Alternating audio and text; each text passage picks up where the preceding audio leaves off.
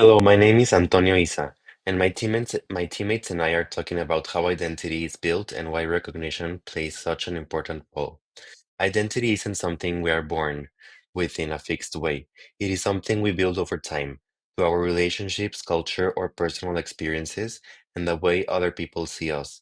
The construction of identity, PowerPoint, explains that this process happens through interaction with social structures like family, school, social media. One of the most important elements in this process is recognition. When others recognize us genuinely for who we truly are, it supports a strong and healthy identity. But when people see us through stereotypes or assumptions, that's called a false recognition, and it can push us into building a false identity, one that is not really ours. That's what the false identities PowerPoint focuses on, how social expectations can lead people to hide or change parts of themselves to fix it. The knowledge and reality PowerPoint also highlights how what we call truth or normal is actually shaped by the society around us. That means the reality also around us can limit or shape the identities we're allowed to express, especially when certain cultures or experiences are left out or devalued. That's why recognition is so powerful. It can either help us become who we truly are, or it can hold us back when it's based on just stereotypes or false ideas.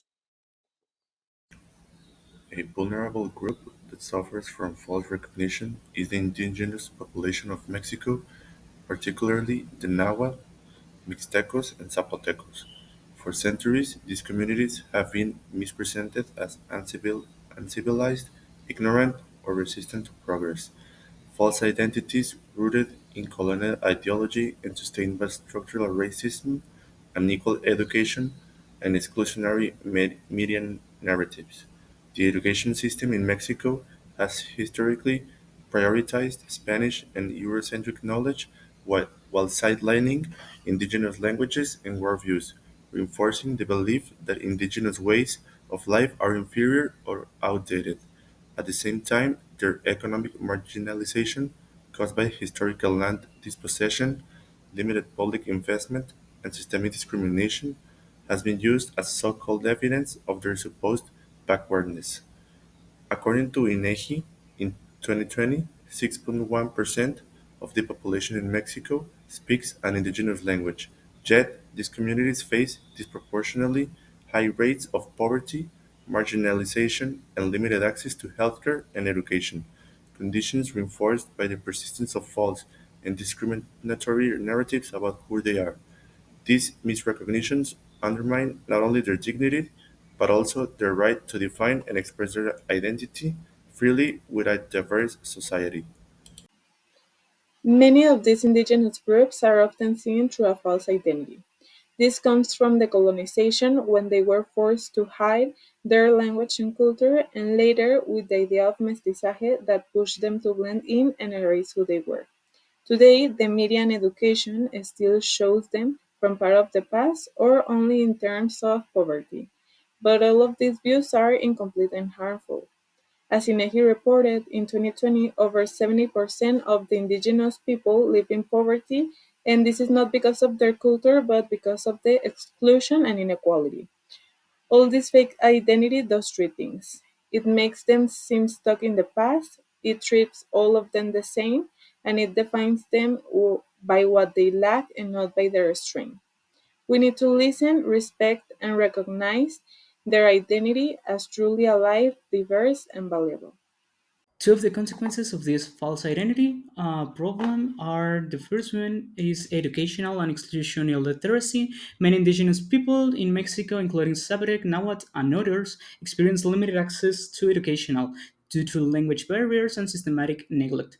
According to INEGI 2020, 4 out of 10 indigenous individuals do not attend to school, and 20% of indigenous women are illiterate, compared to 40.7 of indigenous men. This is a big consequence because of education makes indigenous children feel unwelcome, pushing them away from schools and widening the educational gap. Another cause of this false identity is economic inequality and poverty. According to ICWA 2023, over 71% of indigenous people in Mexico live in poverty, according to 28% that live in extreme poverty. The average annual income is almost 50% lower than of non-indigenous people population, according to ICWA 2019. Hi, my name is Regina Lopez, and for the conclusion part, false identities imposed on indigenous people in Mexico stem from centuries from colonization and structural discrimination. These false perceptions that we talked about earlier cause deep harm leading to exclusion, cultural loss, and lack of self-worth within indigenous communities. To help overcome this, two key actions can be taken. One, promote intercultural education from early school levels, including indigenous languages, knowledge, and traditions. This helps both indigenous and non-indigenous students value these cultures and fight stereotypes. Two, we can increase indigenous representation in politics and media, ensuring that they speak from themselves and share their identity with dignity. These actions aim to replace false recognition with respect, visibility, and inclusion. Thank you.